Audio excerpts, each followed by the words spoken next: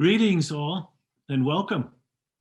I'm Father Jim Leese and I'm the academic lead in the Notre Dame London program. This event is being hosted by the Notre Dame London Global Gateway, and it's a delight, particularly in this virtual age when we're all relatively cooped up, to invite so many of you to join us for this program today. We look forward to the day when we can host you at Fisher Hall, our home in central London. I want to reassure you that I'm not standing in Piccadilly Circus and that bus is not about to hit me. We are coming to you as a team from Notre Dame. And if you're unfamiliar with the University of Notre Dame, we're a large Catholic research university that highly values undergraduate teaching. We are quite global in scope with many gateways and centers throughout the world, the largest of which is here in London. I hope you enjoy our time together today.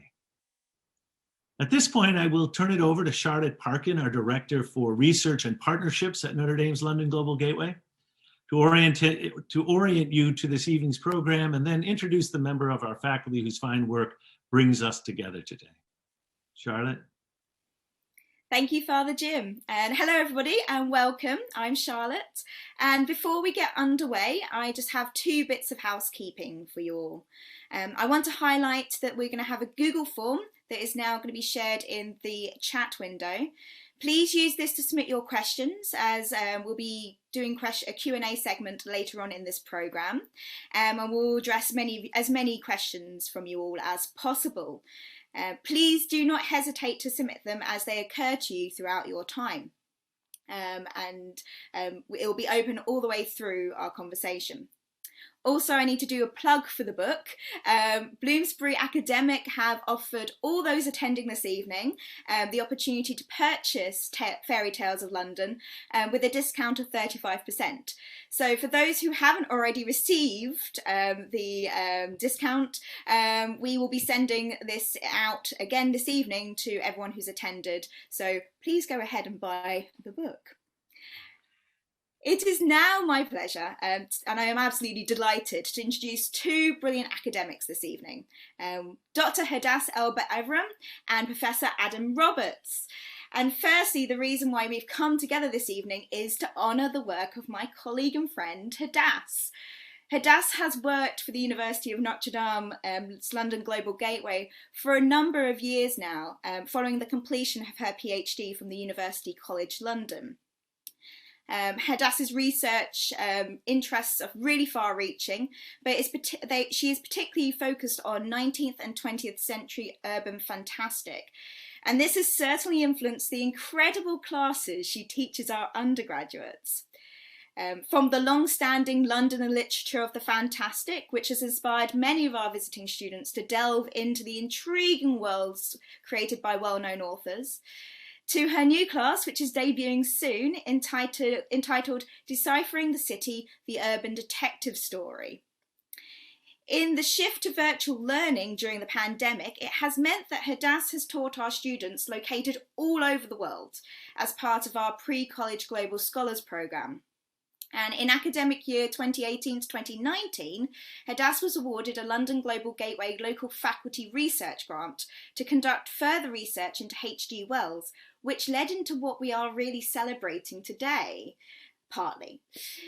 It is an absolute joy to welcome you to the book launch of Hadas's premier monograph, Fairy Tales of London, British Urban Fantasy 1840 to the Present, which has recently been published by Bloomsbury. We are delighted to be celebrating this milestone with Hadas, particularly as she is a much-loved member of the London Global Gateway faculty. I'm also extremely happy to welcome Professor Adam Roberts, who is a Professor of 19th Century Literature at Royal Holloway, University of London. There he teaches both literature and creative writing. As an academic, his most recent publications are It's the End of the World, But What Are We Really Afraid Of?, which was published in 2021, and most recently won the 2021 BSFA award for Best Non-Fiction. He's also published H.G. Wells' A Literary Life in 2019, the second edition of the Comprehensive History of Science Fiction in 2016, Landor's Cleanliness, A Study of Walter Savage in 2014, and scholarly editions of Coleridge's lectures on Shakespeare in 2016 and Biographer Literaria in 2014. He has published also 23 novels, most recently Mount Purgatory in 2021, The Black Prince in 2018, and By the Pricking of Her Thumbs in 2018, as well as the novella The Man Who Would Be King in 2018.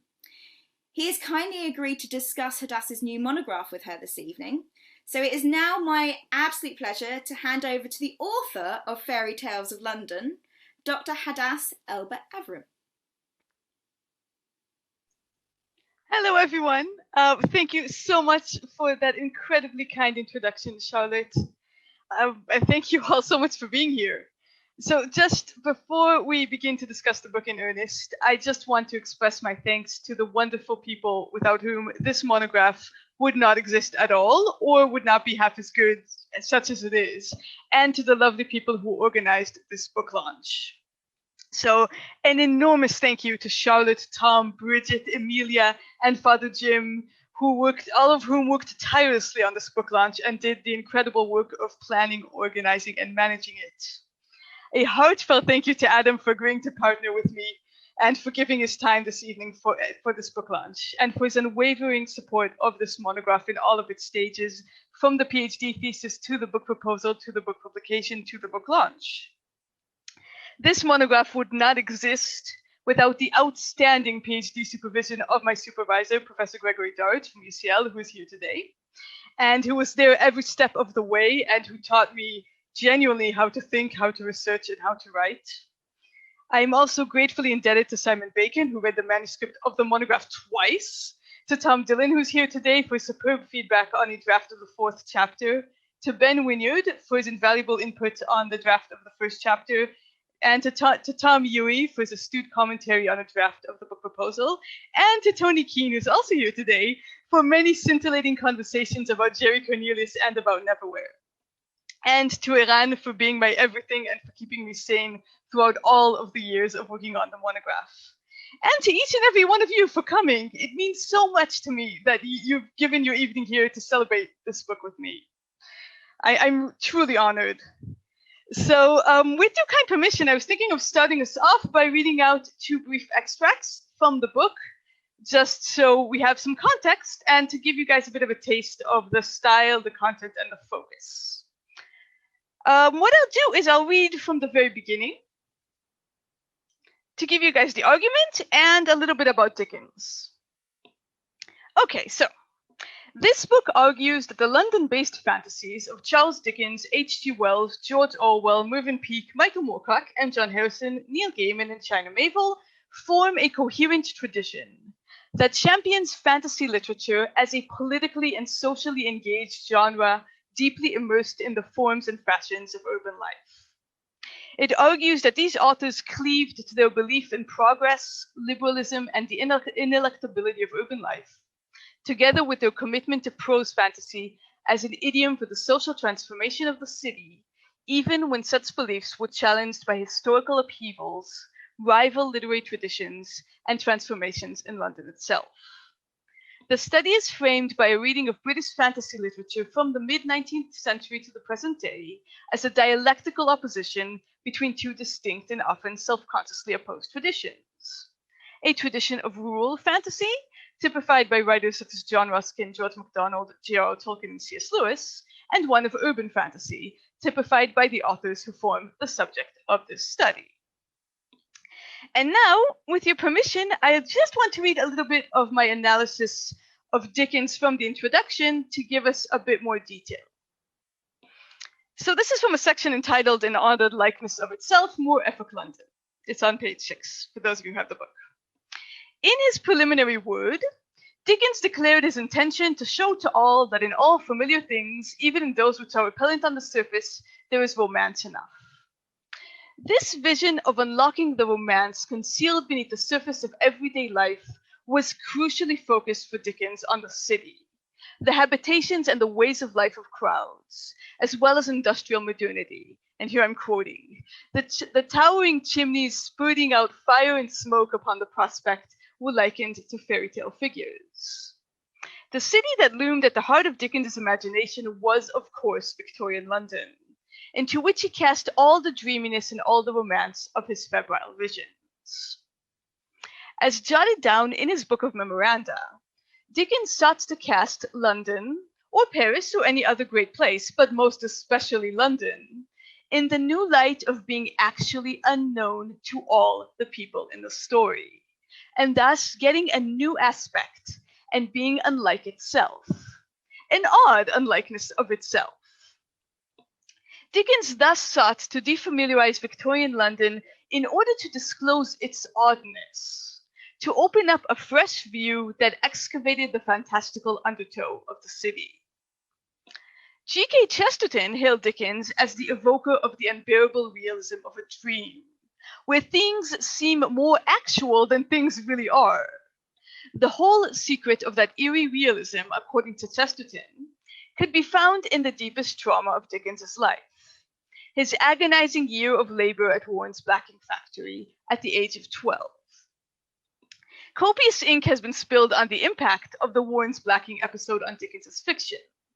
For the purposes of this study, its chief interest lies in Dickens's boyhood experiences in a London coffee shop on St. Martin's Lane, near the Church of St. Martin in the Fields, to which he went for refreshment during the long days of his labor.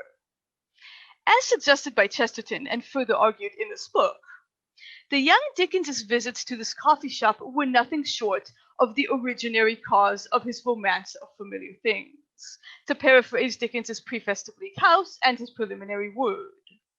These visits lit a spark that ignited his lifelong aspiration to reimagine London fantastically. For Chesterton, Dickens's experiences in this coffee shop were the key to his after writings. And here I'm quoting from Chesterton.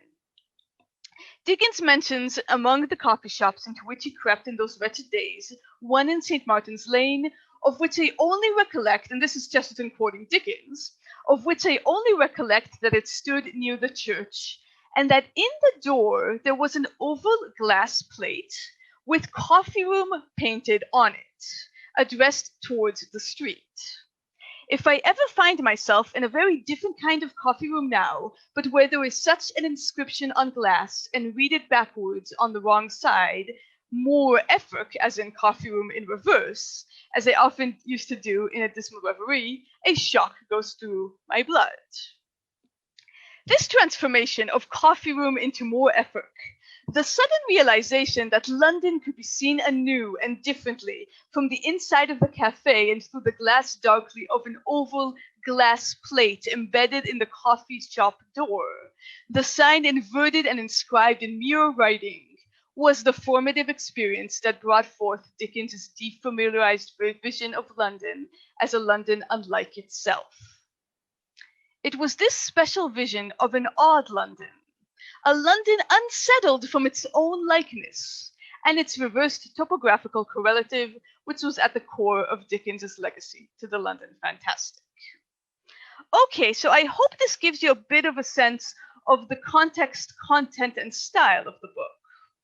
And just to give you a bit of a taste, which I hope this has, it is now my great honor to hand over to Adam to spark our conversation about the monograph. Adam was the external examiner in my Viva, so this is a bit like being Viva'd all over again, but in a really good way. Let's hope it's a good way. Thank you, Dassie. I shall be as stern and as fierce as any external examiner ever was. I have to say, I'm really, really pleased to see that this, having read it in a kind of nascent form as a PhD thesis, to be able to read it again, to see the ways in which you've polished it and you've developed your arguments and so on. My copy is here. Buy a copy yourself. Buy 7 copies in case you lose 6. Imagine if you bought 6 copies and lost them all, how tragic that would be. That extra 7th copy could save your life. It's a fascinating book, and it's a really interesting field, and it's great to be able to just chat with you about it for a bit. I mean, I don't want to dominate discussion, and I'm really looking forward to seeing what questions everyone else here has would like to ask as well. But there's a couple of things it might be interesting to unpack a little bit. So maybe if I could start by asking why London? And what I mean by that is not why did you choose to write about the urban fantasy that's based in London, but why London is the center of so much urban fantasy. And the reason I ask that is, if we go back into the Renaissance and the medieval period, then the great cities of the world are Rome, the eternal city, and of course Jerusalem. London's a kind of recent arrival on the scene. And now here we are in the 21st century. There are a great number of really fascinating global cities, some of them in Europe and in Milan and Paris, and some of them in North America, like New York, Los Angeles, or Beijing or Tokyo. Why is it that London attracts so many kind of fantastical reimaginings? What is it about London that does that? And I'm puzzled by this because when I was born in London, I was raised in London, but I don't necessarily therefore assume that London is the center of the universe just because it happens to be really important to me. It's, in a global sense, it's quite parochial, isn't it? What is it about London that means so many writers of fantasy are drawn to it, do you think? I mean, that's a really brilliant question. And I think that there are so many different answers to it. I mean, one thing I would definitely say is that London-based fantasy, and indeed urban fantasy, is quite a modern genre, relatively speaking. I think you can really sort of pinpoint its origins to the mid-19th century. And in the mid-19th century, London was unrivaled in its size, in its population, in the sense of the people that in London, that it was the center of the world. I mean, you just said that we don't necessarily assume that we live in the center of the world because we live in London, but the people who lived in London in 1840 very likely did assume that. Yeah. So, it's the sense, first of all, I mean, one thing that really influenced this is of course, the fact that the Industrial Revolution arrived in Britain very early. And people flocked to London. People flocked to London for employment opportunities in the service of empire. It was the fastest growing city in the world in the 19th century. Just to give a sense of the difference, in 1801, 80% of people in Britain were living in rural areas. By 1901, 75% of them were living in cities, and 1 in 5 of them was living in London. And London's size nearly tripled. The population tripled. 1801, again, there was less than 1 million people living in London. By 1851, 2.3 people were living in London. So there was really a sense of London as sort of this fantastic entity that was absorbing the country and absorbing the world, and that was growing like a monster. Now, Daniel Defoe already wrote about London as a monster very early on, but by the 19th century, the monstrous sublime became the predominant trope for imagining London. And I think, therefore, that growth and that eruption of fantastical stories set in London began there. And once it began there, I think it was quite self-perpetuating. So you ask, and I think it's a really brilliant question, why is it still London? Because today London is no longer even in the top 10 largest cities in the world.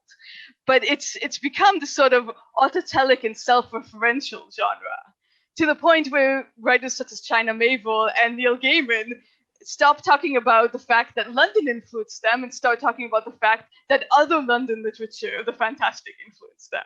So you get that sort of self-perpetuating genre that's just producing sort of more and more, I think, sometimes amazing, really fantastical stories. That's a really interesting answer, because it foregrounds the way in which London is. It's the whole kind of more epoch rebus that you started with, this idea that London is itself, but it is also some strange kind of fantastical revision of itself, because it foregrounds the relationship between contemporary London, where we are now, judging by the backgrounds of some of the people here, literally, like Charlotte's clearly sitting on a roof in central London and not at home in a messy flat at all. The contemporary London with this Dickensian version of what London used to be. And that interests me because if you go to Paris is a very beautiful city, but it is basically the same city that Baron Haussmann designed in the 1870s. If you go to Rome, it's the Eternal City. You have this real sense of history. Of course, there are historical bits of London, but London was kind of flattened in the war, and it's been redeveloped in all sorts of new ways. There's a kind of unique aspect to London in that regard. And I'm interested because towards the end of the book, you get into questions of, the steampunk and the nostalgia for a Victorian Edwardian version of London. I mean, steampunk is kind of, the popularity of steampunk seems to me to support exactly the argument you're making in this book. I mean, what is steampunk? It's a kind of Dickensian futurism. It's a kind of fantastical reimagination of what Dickens was doing. Do you think London is kind of specific in that regard? Because when I was growing up in London, there were lots of empty lots and bomb craters that hadn't been filled out. So if you can redevelop in my lifetime, obviously I'm very old, as you can see by looking at me, but even so. I think you make a really fascinating point, and it's absolutely true that there's definitely a gap between the London that people expect, especially people outside of London who grew up reading these stories of fantastical London, and the London that they actually see. And it may have even been more so, depending on sort of at what point you came. I think it was V.S. Naipaul who said that he arrived in London expecting to see sort of the Victorian London of Dickens, and was absolutely shocked and depressed to see the sort of dilapidated, slightly sort of bomb-stricken, depressed city. So I think one of the things that maybe are unique about London is the fact that so many people seem to know it and to experience it through literature long before they've ever actually arrived. Well, that's it, because I was thinking about this when I was rereading the book. The main figures that you're looking at. I mean, Dickens, we associate so strongly with London. He was born in Portsmouth. Wells was born in Bromley, which I suppose is kind of on the border between London and Kent, but he kind of grew up in Sussex, actually, where his mother went to work as a housemaid. Orwell was born in India. Mervyn Peake was born in China. These are people, and it's not that they didn't live in London, it's not that they didn't know London, but I don't mean to get kind of possessive, but they're not kind of Londoners in a pearly king or pearly queen sense of the word. You think because there's a sense in which they're kind of outsiders, that they find the city as fascinating as they do. But sometimes that helps, I think, because it's easier to experience something as fantastical if you're not too used to it and too habituated to it as well. So I think it really, in some ways, it helped that Dickens did arrive to London quite young. And of course, when he was 12 years old, he worked at Warren's blacking factory and he had to sort of live in London on his own and to walk through the London streets at night. And he developed this almost obsession with the London nightscape. And I think if he had been born to London, then maybe very often it takes an outsider to see the fantastical aspects of a place and with a newcomer's eye. So I think actually that may have helped, as with Wells, who had, of course, a much darker and also more scientifically oriented vision of the city. And I think, I mean, to compare with Paris as well, to sort of previous point, another thing that maybe also really helps with the sense of London as fantastical is that it's so eclectic. It's really sort of been molded to the ad hoc needs of the populace or to certain fads in a way that's completely sort of hodgepodge and patchwork, in a way that Paris is quite different with its sort of wide boulevards, or in a way that's quite different from, say, an American city like Chicago or New York that are much more grid-like. Here you get sort of the Gherkin right next to a 16th century church. And that sense of sort of history colliding with each other, I think, really contributes to the real experience of walking through London as a palimpsest in a kind of hodgepodge of timescapes. I think that's exactly right, isn't it? I mean, Paris is beautiful, but the main central bit of Paris, which is what we think of, is extraordinarily expensive to live in. And most people live in the banlieue. Not that I'm saying London is cheap to live in. I'm sure people here would confirm, but it is, at least I think it's a feature of the way in which the city was half destroyed and then rebuilt in concrete, that you do have this kind of, as you say, a kind of patchwork. You get some very, very wealthy people living near the Thames, but you also have Tower Hamlets and council estates, and no matter which bit of London you go to, there's a kind of real mixture. Let me ask you about the authors you've chosen. I mean, the big name authors, and I don't know if this came up in the PhD Viva. When you get to my age, these things become a misty blur. But I was struck by how male they all are. So it's Dickens and Wells and Orwell and Peake, Moorcock and M. John Harrison and Neil Gaiman and China Mieville. And you touch on a few kind of women who've written about London. And there's women also, as I understand it, live in and around London. And I've been to London and I have seen some women. And you start the book by explaining the reason, the rationale for the authors that you've chosen, and it certainly makes sense in terms of the argument you're making. But I was wondering about, I'm trying to frame a question that goes back to what you were saying in your introduction, Dusty, about the difference between a kind of rural fantasy tradition and an urban fantasy tradition.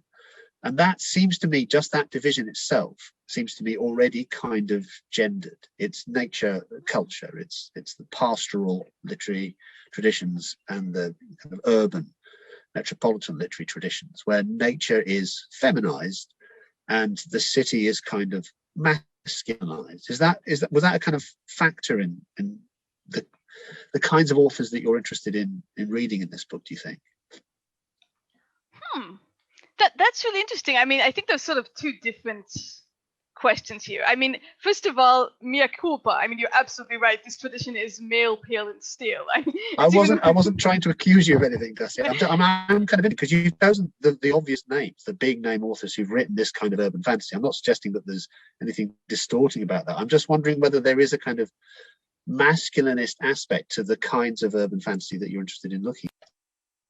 I mean, there absolutely is a tradition of wonderful women writers of London that was super fantastic. I mean, there's no doubt, and it runs all the way back to the origin of the genre. It's funny because that's sort of what I'm hoping my next book will be about. So Mary Shelley, Edith Nesbit, Doris Lessing, Emma Tennant, Mary Gentle, even J.K. Rowling, who I know some people here have mixed feelings about. I mean, all of them are, I think, very fascinating sort of women writers who wrote about London in very interesting ways. Absolutely, Virginia Woolf, I see here in the chat. There's also, by the way, a story written by George Eliot, which is fantastical and in London. So it's definitely there.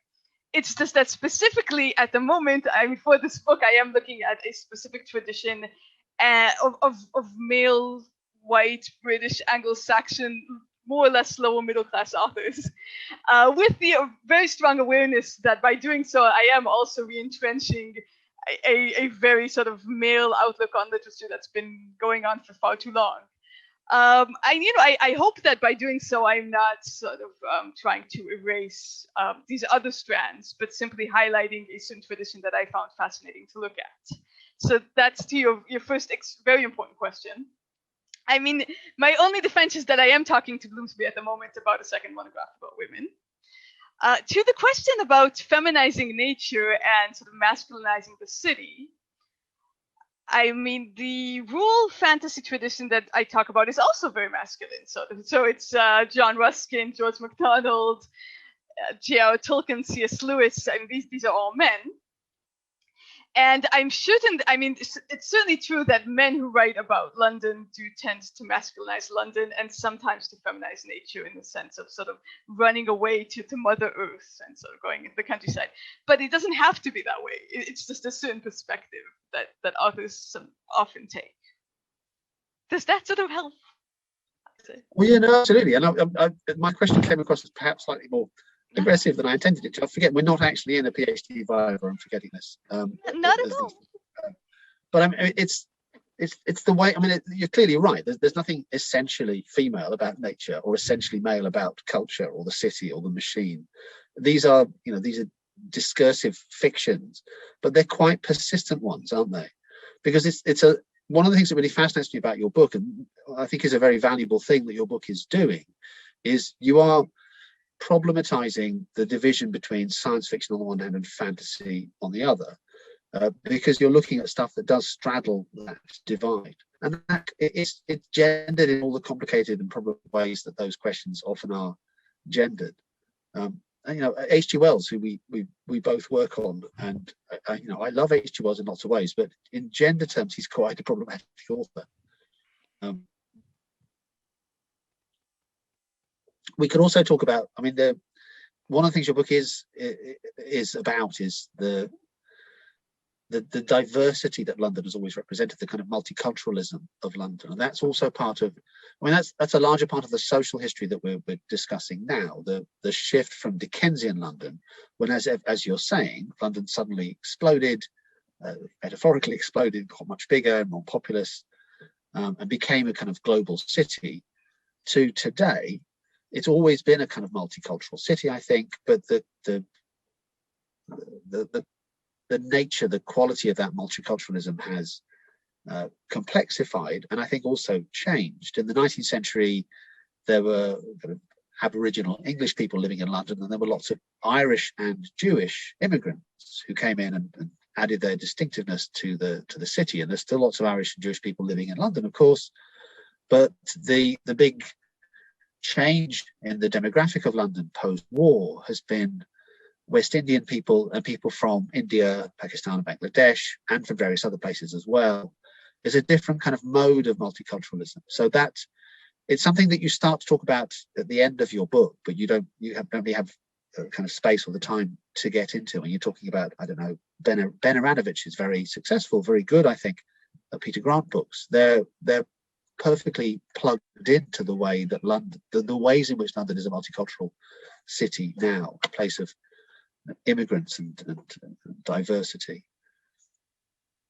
Yes, absolutely. I mean, to answer sort of both aspects of your comment, I mean, one of the things about Dickens and Wells, of course, is that they were writing in a time where women really could not walk the city as we do today. So, I mean, the term street walkers means something very specific when applied to women, whereas when we talk about men walking the city, we talk about flaneurs. So, I mean, there is a difference here.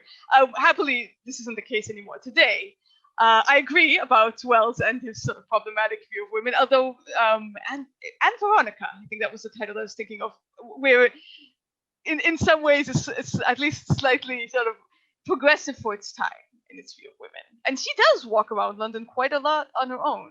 But for those of you who haven't read it, it's a story about a woman who falls in love with her professor, and she's a very independent woman who sort of marks her own way in the world. It's not fantastical. Married professor he is too. It was a great scandal in its day, Anne Veronica.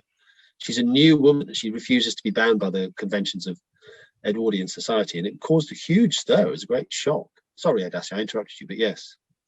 And also, it was based on Wells's actual second marriage, I think, to Jane. Well, yeah, it was based on an affair he had with a student called Amber Reeves, that he lost his head over completely, even whilst he was married, and caused again a huge scandal. And I don't know. I suppose the city is also. I mean, that's one of the fantasies of the city as well, isn't it? That it's a place of liberation in lots of ways, including a kind of sexual liberation. You can go and live in the city and live a kind of wild life in a way that you can't necessarily do in some quiet country village. It's the energies that the city liberates, which is kind of part. I mean, this is what I took to be part of your theme in the book.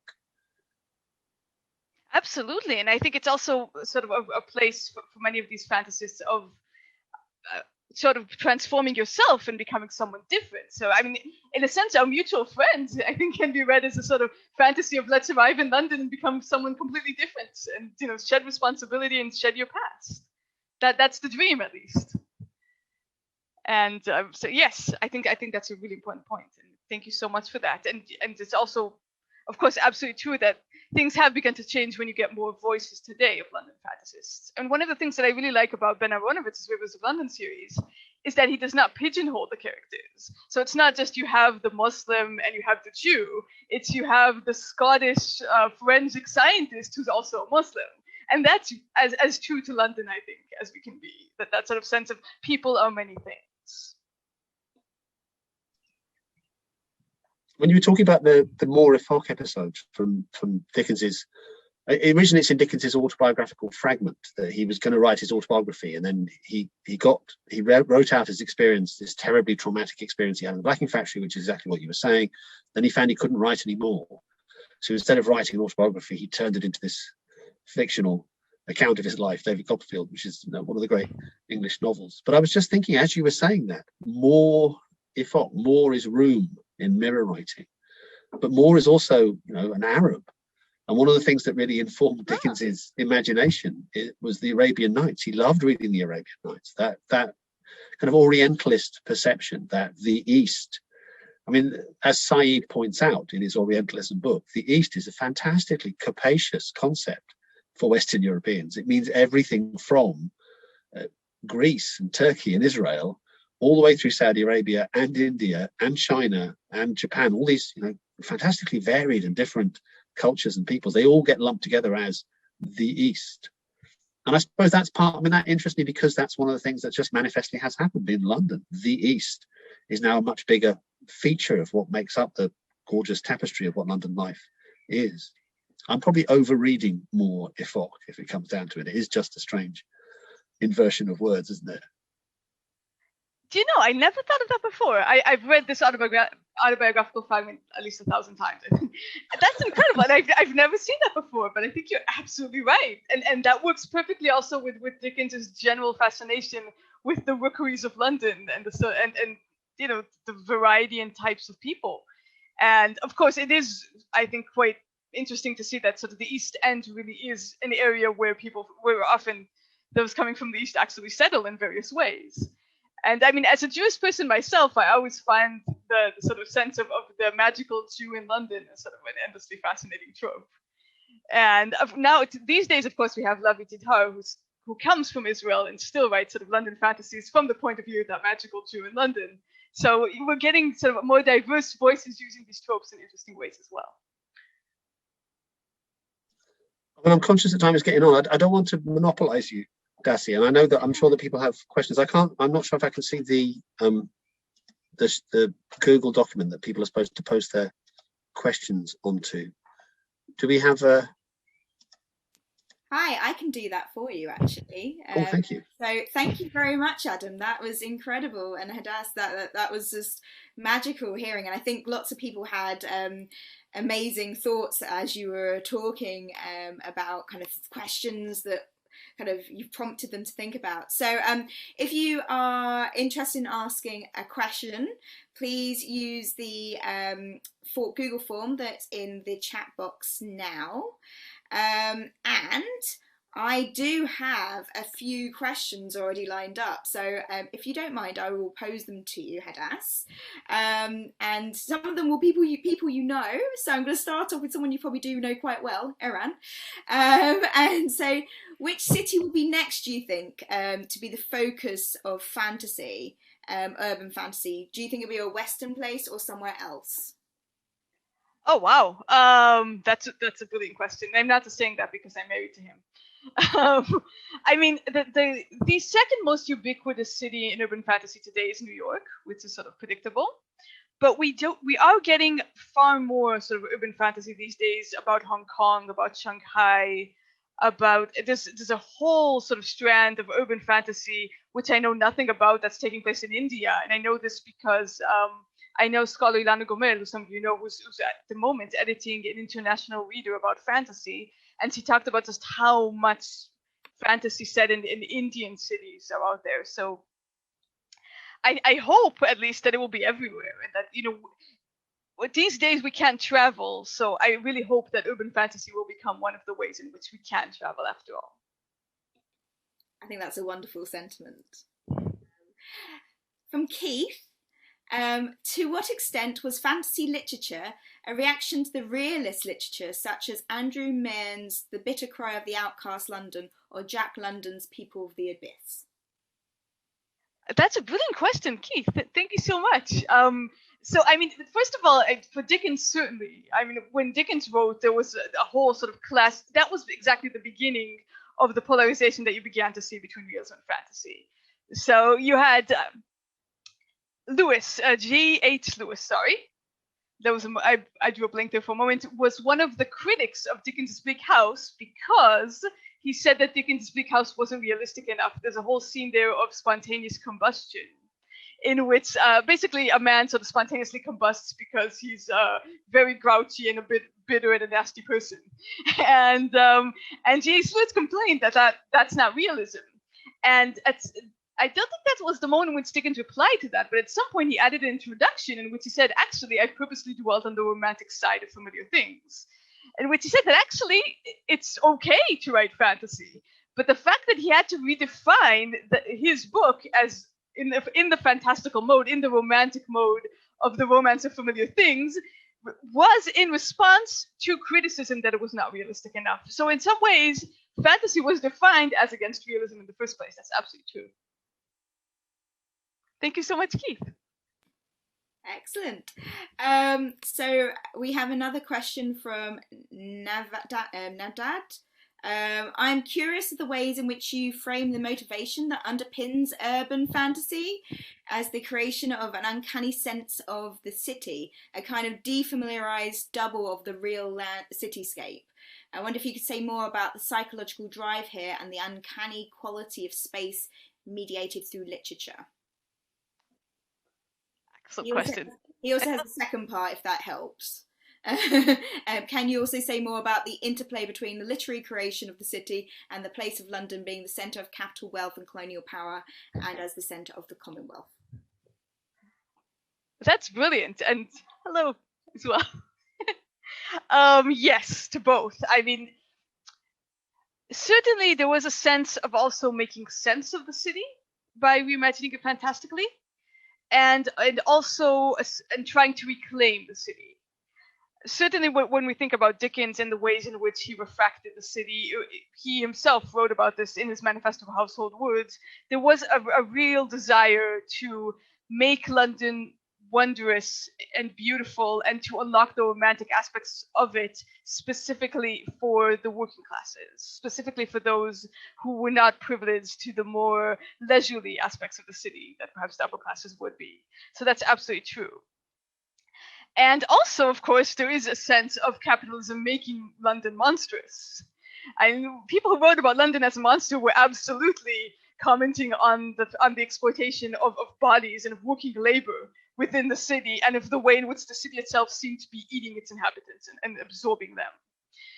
And absolutely, a writer like China Miéville is highly invested in commenting on London as a site of global capitalism through his refractions of fantastical cities that are based on and inspired by London. So yes, absolutely to all of these.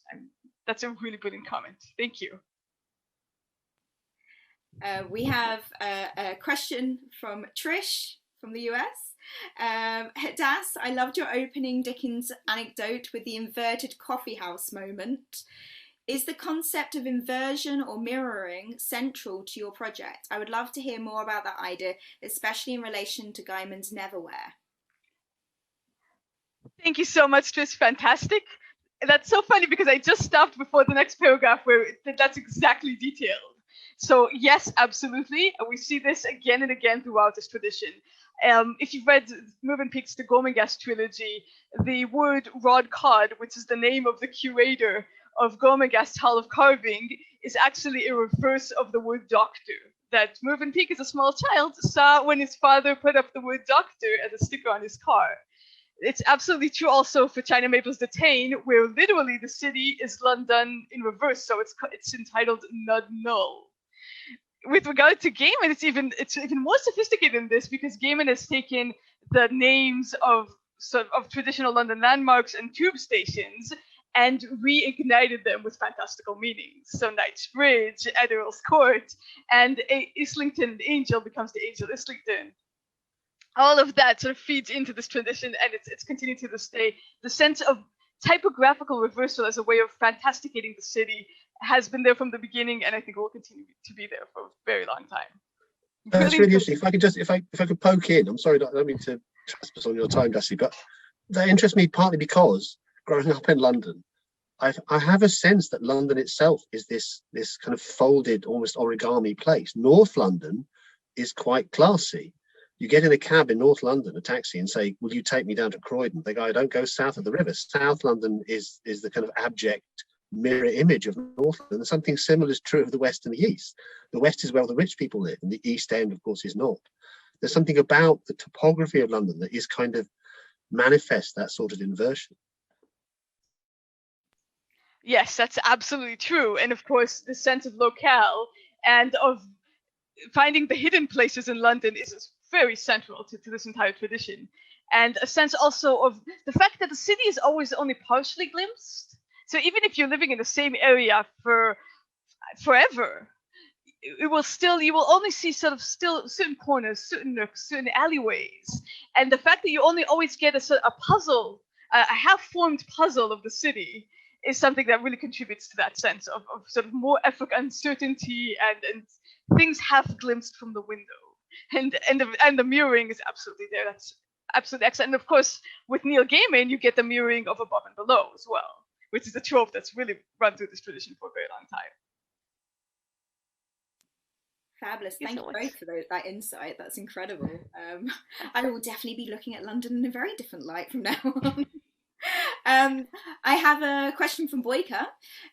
In what way do you think, and this is back to the location of London, in what way do you think this particular type of London literature models an international perception of London as a magical, liberating and desirable place? Oh, that's a brilliant question. Recently, yes, certainly the new series of Doctor Who, which I don't write about, but is definitely there in the background, is very much sort of capitalizing on this sense of cool Britannia and of London repackaged for an international audience that sort of has also a particular perspective of looking at the West End, at the more glamorous sections of London. So definitely today, yes, and certainly many of these London fantasies do that. And there's also a sense also of heritageization of London in that sense. However, I think that still we have also London-based fantasies that try to look deeper than just the glamorized, repackaged sort of international capitalization of London as well. So we have that, and we also have London-based fantasy written for a more socially engaged audience, if you will. Wonderful. We have a question from Rob. Your book seems to be interested in continuity, but do you see radical breaks in the story of London fantasy over the period you discuss? If you want me to repeat it, I can repeat it. Yeah. No, I definitely, I mean, that's a fascinating question. I mean, there are periods that I don't discuss, but not necessarily because there's no fantasy literature there. So I kind of jump over the World Wars, which is a bit cheeky of me, but I mean, wartime writing kind of felt like it deserved an entirely different book, not just an entire chapter. So I jumped from sort of the end of Wells's scientific romance period to sort of the 1910s, and then I kind of jump into Orwell, which is already 1949. But that's just sort of my own preference, stylistic and generic preference. I mean, there was certainly Elizabeth Bowen. There were certainly London fantasists in that period, just I didn't write about them. I don't know if I would say that there's actual breaks. I mean, I'm sure we can find London-based fantasy throughout every period, at least since the mid-19th century. But there are periods that I think are quite different and maybe call for sort of a entirely different perspective to look at, if that sort of helps answer. Excellent. I have maybe a two-parter question, so because they're very similar questions. So one from Alice and one from Jeanette. So let's go with Alice's one first. How do you see the terms fairy tales and fantasy interacting in thinking about this literature? And then Jeanette's question kind of follows on with that. So what made you choose the title Fairy Tales of London? I didn't. I'll be honest. But originally my PhD thesis was entitled "Fairy Tales in a Crowded City" after G.K. Chesterton's quote, and Bloomsbury said that didn't sound sexy enough, and we should change it to "Fairy Tales of London." I'll be honest. So it wasn't my call. But kind of like, how do you see fairy tales and fantasy interacting? Is there any particular kind of, how do you define your fairy tale? Maybe once you've looked at all this literature. So, I mean, if I think about this more deeply, then in fact it's probably not an appropriate title, with my apologies, because in fact the people who made claims for fairy tales in the 19th century were actually the rural fantasists. So people like George MacDonald and people like J.R.R. Tolkien later on, they're the ones who sort of made that connection and claimed that fairy tales are sort of the highbrow fantasy and that they're continuing in that tradition. Dickens absolutely wrote a defense of fairy tales, but he made a point of calling Christmas Carol a Christmas book and a Christmas Carol in prose. So if I think about it too deeply, maybe that wasn't the best choice of title, but I think it may be sort of captured a bit of the essence of what the book is, even if the terminology is not quite it. And of course, G.K. Chesterton did write that sort of beautiful line in the Napoleon of Notting Hill, which I wrote so much about and had to cut out because there was too much, which really talks about the fact that the border of fairyland runs through a crowded city. Thank you, Hadas. Given that there's been conversation about Doctor Who going on, I think, in the chat, and it's coming to people's minds, maybe do you want to talk a little bit more about kind of maybe how Doctor Who has been influenced by this kind of fantasy literary tradition? Absolutely. And here, a shout out to Tony Keane, who I know is here as well. Doctor Who has the connections between London literature of the fantastic and Doctor Who are manifold, deep-seated, and enduring. And I think nowhere more so than in a serial that Tony Keane introduced to me, which is Doctor Who Web of Fear, that takes place entirely in the London Underground. And long after Tony introduced it to me, I accidentally came across a quote from Neil Gaiman, who explicitly and expressly said that Neverwhere was inspired by Doctor Who Web of Fear. So that's, I mean, even the really close contacts, but more than that, these writers began their work with Doctor Who or transitioned from fantastical London literature to Doctor Who. There's a sense that there's really, it's part of, say, the wider media franchise that is fantastical London. So Alan Moore and David Lloyd, the co-creators of V for Vendetta, met when they wrote and drew, respectively, the backup comics for Doctor Who magazine. Ben Aronovich, who we just talked about, began his career writing what is considered one of the best serials of the old Doctor Who series, Remembrance of the Daleks. The new episodes of the new series were also written by Neil Gaiman. Paul Cornell wrote for Doctor Who. There's so much there. And Charlotte, I mean, you know Doctor Who to the hilt. So, I mean, you can confirm this far better than I. It's almost sort of part of London literature of the fantastic by this point. I have to say, like, my friend does the audio plays, and Hadas knows very well. And one of the funniest things is when you are asked to provide a voice for Victorian London, and you have to be a very Cockney sounding woman in this kind of very fantasy Doctor Who but Victorian way. It's completely a lovely clash of cultures, but at the same time it's just a fascinating place to kind of really get your imagination going as someone who's like doing voiceover work, to kind of bring that supernatural element but also kind of that historical element to it as well. So I think when you teach your literature and fantastic course, the Doctor Who section is absolutely fascinating. I know the students really get into it. Thank you so much. I do have one final question, actually, or if you do have a final question, we will be tying up questions very shortly, so get your questions in on the form. But Susan has asked us, your new project on the urban detective sounds fascinating. Could you tell us a bit more about it? Oh, wow. Hello, Susan. Thank you so much. It's very, very new. But it's one of the things that I'm enjoying is just how connected it is to actually London literature of the fantastic. So I begin with Edgar Allan Poe, and suddenly you realize that actually the Gothic and fantasy and the detective story are hand in hand. Arthur Conan Doyle, you have Sherlock Holmes on the one hand, you have the Lost World stories on the other, and suddenly, the more you work on these two things, the more you realize how just closely related they are.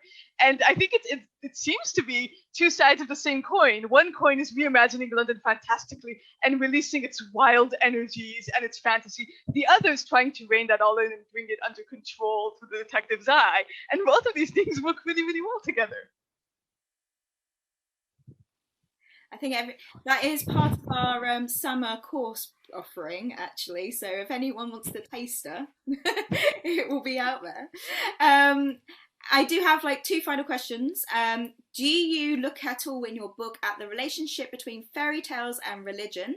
And what might a history of religious change in London have to contribute to the history of fantasy? And that's from Deborah. That's a brilliant question. I don't feel fully qualified to answer it. What I would recommend really is the works of Charles Williams, who brings these two things together. He's absolutely he has these deeply spiritual, beautiful works of London-based fantasy, which are also post-war, and he's paired in really fascinating ways with 1984, because these are works that were written very closely after the war that sort of refract wartime London in very different ways. What I would say is that even in the works of someone as deeply religious as Charles Williams, there is a sense that by writing fantasy about London, you have to bring in London materiality and London locale. even when you're working on the spiritual level of London as a city of God. It's always London as a city of God, but it's also a city with the sewer running through the Thames at the same time. Wonderful. And Janine says, how do you feel about Pratchett? And I always get Amamorpork, which is such a clever and socially aware mirror of London. It's absolutely brilliant, and I mean, he's fascinating. There's a whole project now at Senate House where they take Pratchett's papers and just look at them with his manuscripts. And I mean, I would love to write about him at some point. He couldn't get into this monograph, but also, by the way, some of the most fascinating secondary material about Neil Gaiman's Neverwhere was found in the Pratchett archive at Senate House Library. So if anyone is interested, warmly recommend it. Well, they collaborated a lot, didn't they, towards the end? That's incredible. Oh, wow, Hadas, I could talk to you for hours, you know that. But this is actually going to have to mark the end of this evening's official end of this evening's event. But if you do want to stay a little bit longer, Hadas will be happy to stay and chat and answer any remaining questions. But before we do all that, I want to thank both our speakers. Thank you so much, Hadas, and thank you so much, Adam. It's been an absolute pleasure. I also want to say thank you to Father Jim for giving us a wonderful introduction. And I also want to thank everybody here. Hopefully you enjoyed today's event and will consider joining us for subsequent events and gatherings that we have for with Notre Dame London's Global Gateway. And you are all signed up to our mailing list, hopefully, so you will be able to be told about those. And also another plug again for the book. Go out and buy it. I know Adam did a fabulous plug earlier for it, but you will be getting your discount through the email, so please go ahead and buy the book. And more details to follow. Father Jim, did you want to say any last words? I just want to thank Hadas again and Adam for being our guests as well. And Charlotte, thanks for leading the way on this. Thank you very much. Thank you all. Thank you all. And thank you, everybody, and have a good evening.